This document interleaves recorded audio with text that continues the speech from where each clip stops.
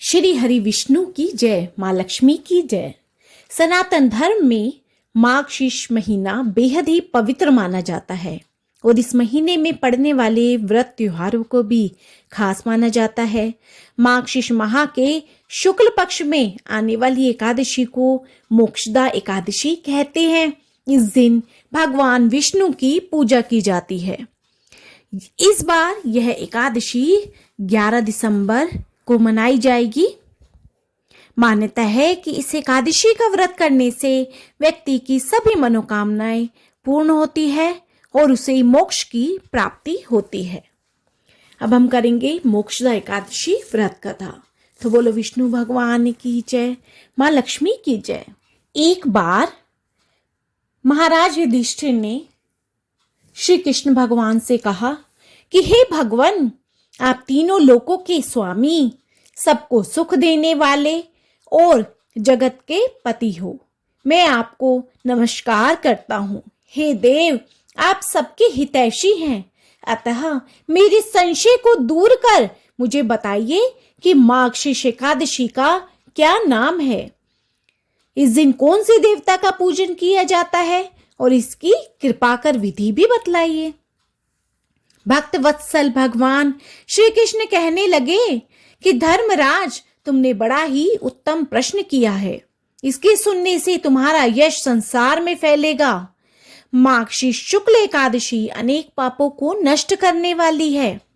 इसका नाम मोक्षदा एकादशी है। इस दिन दामोदर भगवान की धूप, दीप, नैवेद्य आदि से भक्ति पूर्वक पूजा करनी चाहिए। अब मैं इससे जुड़ी एक पौराणिक कथा सुनाता हूं। गोकुल नाम के नगर में वैखानस नामक राजा राज्य करता था। उसके राज्य में चारों वेदों के ज्ञाता ब्राह्मण रहते थे। वह राजा अपनी प्रजा का पुत्रवत पालन करता था। एक बार रात्रि में राजा ने एक स्वप्न देखा कि उसके पिता नरक में हैं। तो उसे बड़ा ही आश्चर्य हुआ। प्रातः ही वह विद्वान ब्राह्मणों के पास गया और अपना स्वप्न सुनाया। कहा, मैंने अपने पिता को नरक में कष्ट उठाते देखा है। उन्होंने मुझसे कहा कि हे पुत्र, मैं नरक में पड़ा हूं, यहां से तुम मुझे मुक्त कराओ। जब से मैंने यह वचन सुने हैं तब से मैं बहुत बेचैन हूं। चित्त में बड़ी अशांति हो रही है। मुझे इस राज्य, धन, पुत्र, स्त्री, हाथी, घोड़े आदि में कुछ भी सुख प्रतीत नहीं हो रहा। क्या करूं? राजा ने कहा, हे ब्राह्मण देवताओं, इस दुख के कारण मेरा सारा शरीर जल रहा है। अब आप कृपा कर कोई तप, दान, व्रत आदि ऐसा उपाय बताएं जिससे मेरे पिता को मुक्ति मिल जाए। उस पुत्र का जीवन व्यर्थ है जो अपने माता पिता का उद्धार ना कर सके। एक उत्तम पुत्र जो अपने माता पिता तथा पूर्वजों का उद्धार करता है, वह 1000 मूर्ख पुत्रों से अच्छा है। जैसे एक चंद्रमा सारे जगत में प्रकाश कर देता है, परंतु हजारों तारे नहीं कर पाते। ब्राह्मण ने कहा, हे राजन, यहाँ पास ही भूत, भविष्य, वर्तमान की ज्ञाता ऋषि का आश्रम है। आपकी समस्या का हल वे अवश्य ही करेंगे। यह सुनकर राजा मुनि के आश्रम पर गया। उस आश्रम में अनेक शांत चित्त योगी और मुनि तपस्या कर रहे थे। उसी जगह पर्वत मुनि भी बैठे थे। राजा ने मुनि को साष्टांग दंडवत प्रणाम किया। मुनि ने राजा से कुशलता के समाचार लिए। राजा ने कहा कि महाराज, आपकी कृपा से मेरे राज्य में सब कुशल है, लेकिन अकस्मात मेरे चित्त में अत्यंत अशांति होने लगी है। ऐसा सुनकर पर्वत मुनि ने आंखें बंद की और भूत विचारने लगे। फिर बोले, हे राजन, मैंने योग के बल से तुम्हारे पिता के कुकर्मों को जान लिया है।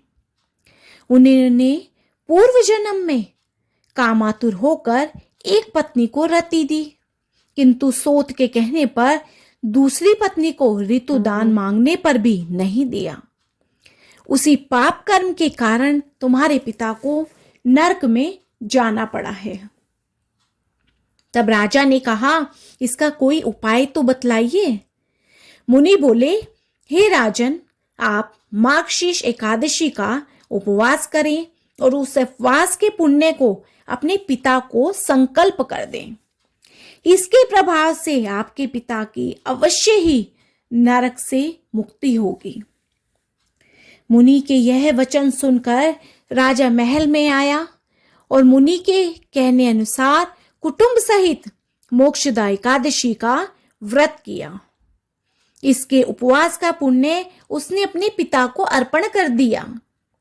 इसके प्रभाव से उसके पिता को मुक्ति मिल गई और स्वर्ग में जाते हुए वे पुत्र से कहने लगे, हे पुत्र, तेरा कल्याण हो। यह कहकर वे स्वर्ग में चले गए। तो मार्गशीर्ष मास के शुक्ल पक्ष की मोक्षदा एकादशी को जो भी कोई व्रत करता है उसके समस्त पाप नष्ट हो जाते हैं। यह व्रत चिंतामणि के समान सब कामनाएं पूर्ण करने वाला तथा मोक्ष देने वाला है।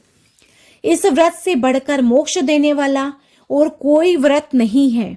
इस व्रत को पढ़ने या सुनने से वायपी यज्ञ का फल मिलता है। तो बोलो विष्णु भगवान की जय, माँ लक्ष्मी की जय। तो फ्रेंड्स, आपको मेरी ये वीडियो पसंद आई हो तो मेरी वीडियो को ज़्यादा से ज़्यादा लाइक, शेयर एंड सब्सक्राइब कीजिए एंड न्यू वीडियोस के लिए बेल आइकन जरूर दबा दीजिए और कमेंट में ओम नमो भगवते वासुदेवाय नमः अवश्य लिखिए।